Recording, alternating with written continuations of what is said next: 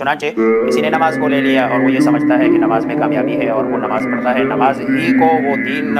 का बिल्कुल हरफ आखिर समझता है और वो यही समझता है कि इस्लाम सारा का सारा नमाज में है।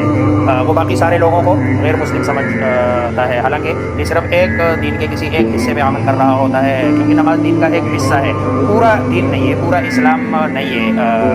और बाकी जितने भी है, मसलन उसके अखलाक अच्छे नहीं होते हैं, मुआशरा उसकी अच्छी नहीं होती, मामलात उसके अच्छे नहीं होते हैं, लोगों के साथ उसकी डीलिंग अच्छी नहीं होती, अगर कहीं रिफाए आम्मा के किसी काम के करने की ज़रूरत होती है तो उसके जेब से 1 रुपया निकलता नहीं है, उसी को दीन समझ रहा है। ये पूरा मुसलमान नहीं है, ये जो है ना 1/8 हिस्सा ये मुसलमान है।